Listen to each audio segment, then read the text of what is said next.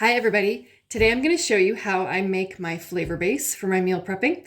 If you're not familiar with flavor bases, some of the famous ones that you can look up and read about are mirepoix and sofrito. I use my flavor base to make tons of dishes, and I will do videos on those later, but I use it in my polenta for breakfast. I use it in my cauliflower rice.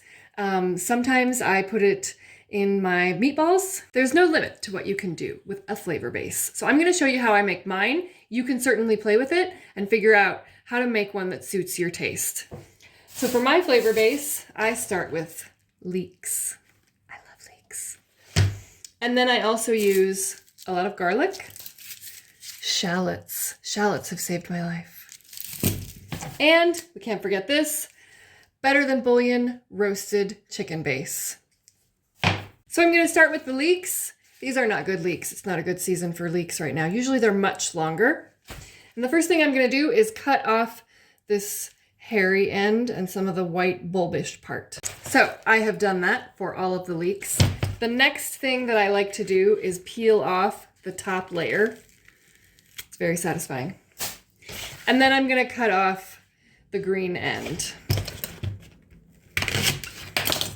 so you don't end up with much. Leeks are very dirty and sandy, so the next thing that you need to do is cut them in half long ways. And then you'll need to run them under water because there's lots of dirt and sand in between the layers. So do this with all of your leeks. Put them in a strainer, run them under warm water, and fan them out to get all the dirt out. Next, I'm going to take these long pieces and chop them into about 1/2-inch pieces this way. So they will end up looking something like this here. I've set my leeks aside in a bowl. Now I'm going to move on to peeling and chopping my shallots and garlic. Up to you how much you use. I'm going to use a lot. I don't think it's possible to have too much garlic. So I don't know, I'll probably use 5 or 6 cloves. No special trick to peeling and chopping the garlic, just however you would normally do it. Shallots also sometimes have dirt inside, so be prepared to give those a little rinse once you get them peeled as well. Now I have everything chopped and ready. I'm going to grease my pan. I like to use spray coconut in everything because I like that it adds a little bit of sweetness, and I love the flavor of coconut. But a word about these. You'll see that all these coconut sprays say they have 0 calories. It's actually not true. If you go to MyFitnessPal, you can look up how many calories it has per seconds of spray. So I have a little trick that I use. I just do a couple little sprays on the pan just to get some on there, and then I spread it around with my fingers so that I'm not using too much and not adding too much fat into my macros. I'm now going to dump all of my chopped leeks, shallots, and garlic into the pan, and I'm going to saute it over medium heat for about 5 minutes. Be sure to give everything a good stir every couple of minutes.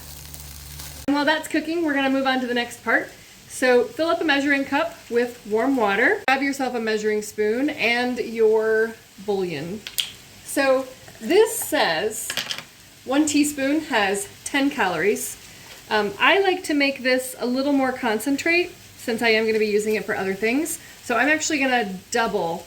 It calls for 1 teaspoon per cup of water, but I've got 2 cups of water here, and I'm going to use 4. So I've been stirring the leek mix for about 5 minutes, and you can see that some of it is starting to brown and starting to cook down. So this is a good time to add the broth. I've poured the broth over it. I'm going to even it out so that it's all covered.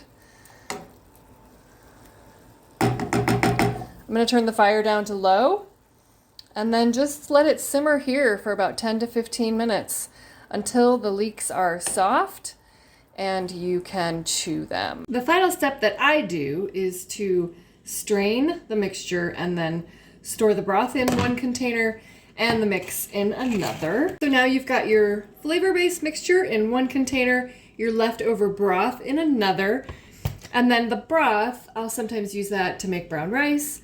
I'll use it as my liquid base for my polenta. I'll pour it over my meatballs.